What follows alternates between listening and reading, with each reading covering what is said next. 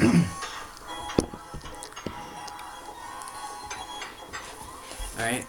so tonight we're going to talk about collectivism versus individualism. So, on one end of the spectrum, we have people like Stefan Molyneux, and on the other end, we have people like Peter Joseph of the Zeitgeist movement. So, Stefan Molyneux is an anarcho-capitalist.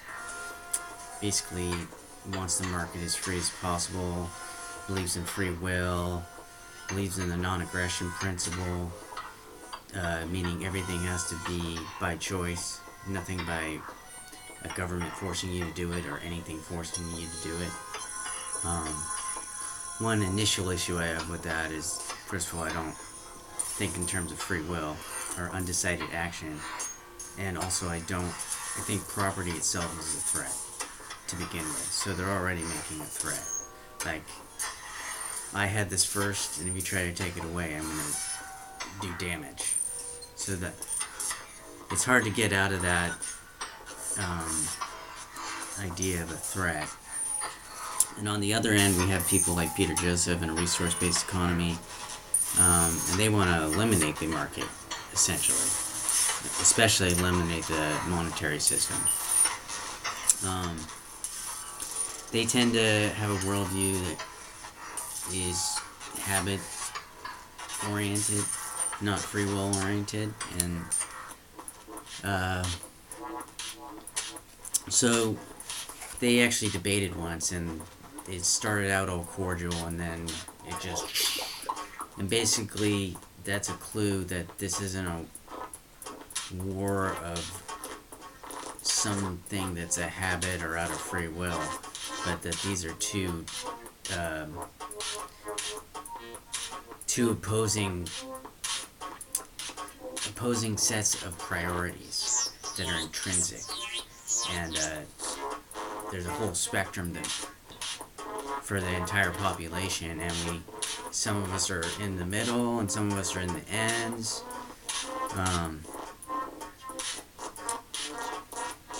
On the one end, you have these stereotypes of collectivists that like art and like to experiment with drugs, like to hang out and party. And on the other hand, you have like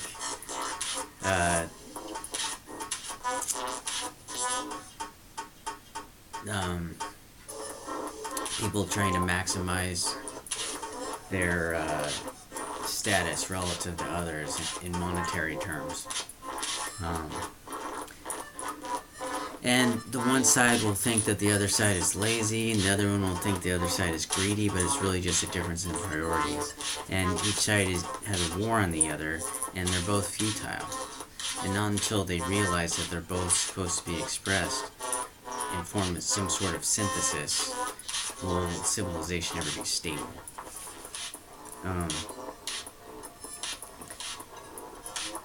I don't really want to go into like why there is this role to symbolic power over others. I do kind of want to talk a little bit about free will. People don't really pay attention to their behavior. Like, they don't think it's odd that they give reasons for their actions. And they say they have free will.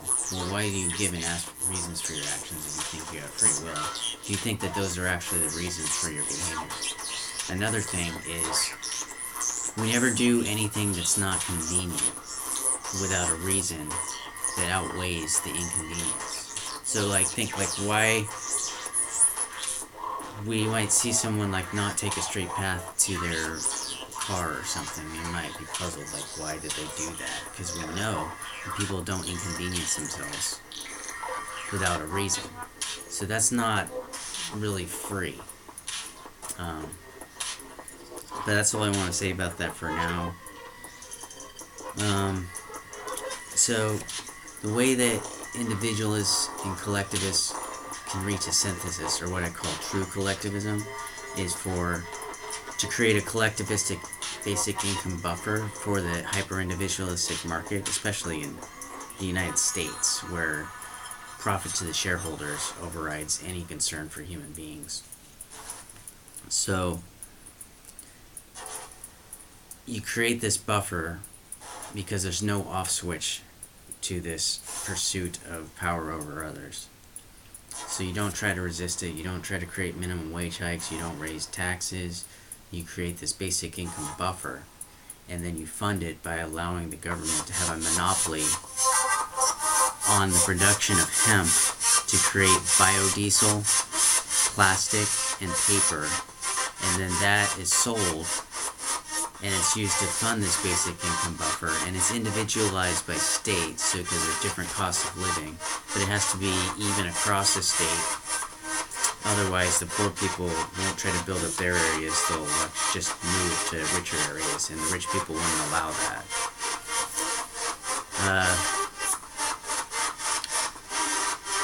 So the idea is that all the problems in the world are that we have different priorities, and that these priorities aren't malleable. And you can see it in roommate situations. You have to get the right situation to bring out our differences, and then we learn about each other through these differences. A lot of them are even like sensory. Like, you might have a roommate that can smell better than you, or smells urine better than you. So that bothers them that the bathroom isn't clean. To them. And because of our economy taking a nosedive, people are forced to live in situations that they wouldn't ordinarily live. And you can sort of see a lot of these differences.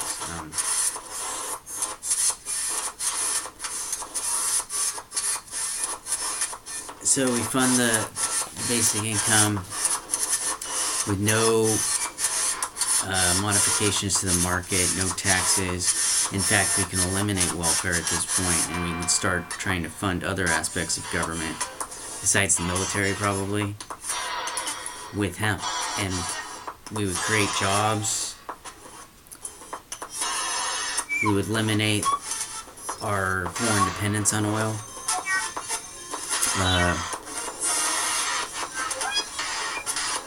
What else?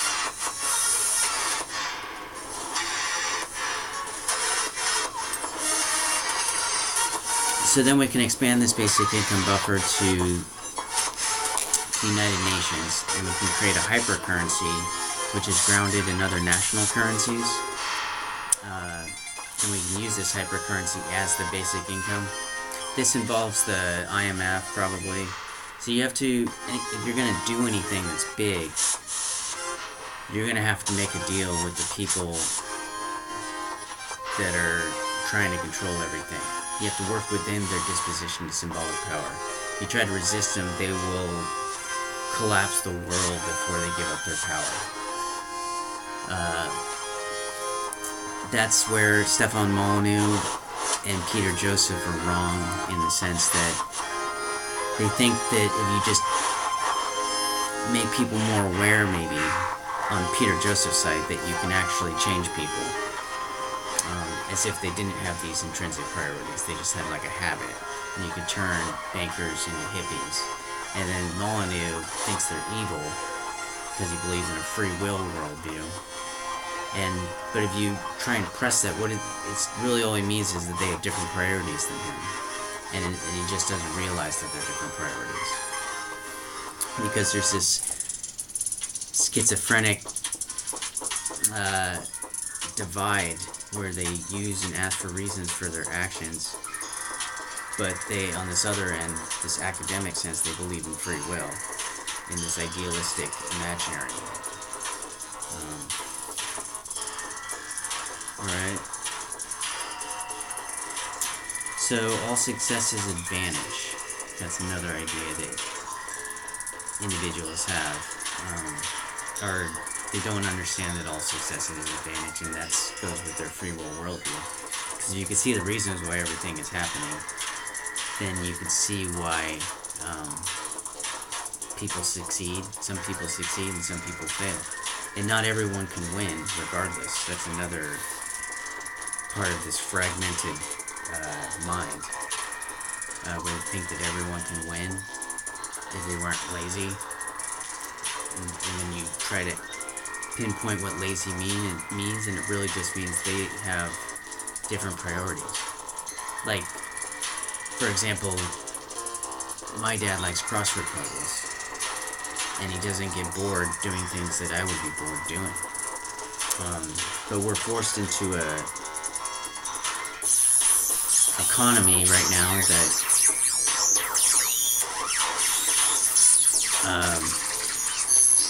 people that are okay doing boring things can, live a more comfortable life, because there's no buffer when, like, the economy gets screwed up because of what hyper-individualists are doing in the first place, messing with things. And there's this other idea that these individualists are earning their money, but they're not actually doing anything that's physical. These people that are rich, they're not the people in the fields. Their money is earned through deception. And the deception is to the person that has the more collectivistic mind. Because they're brought up in all these movies where the collectivistic, empathetic mind, the right hemispheric mind, is always the hero in these movies. And he always overcomes the left brain dominant world. If you've looked at studies with left hemisphere and right hemisphere, you'll notice that the left hemisphere doesn't empathize. It doesn't give any fucks.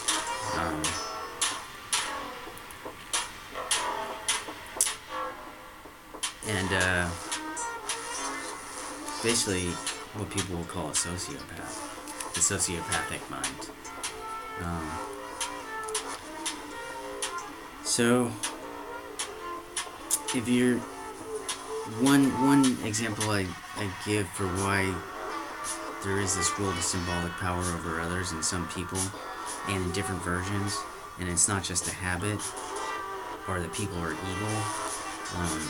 If you take away power somewhere, people just don't form a collective where everyone's equal.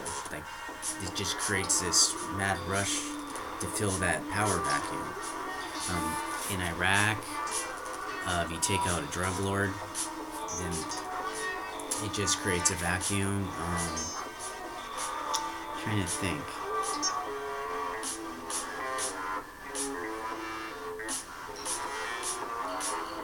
So, true collectivism is not to try and eliminate individualism altogether, like competition, like Peter Joseph wants to do. It's to just add a buffer. It's to accommodate individualism, kind of like move around it. I call it like political Taoism, or don't oppose forces, use forces.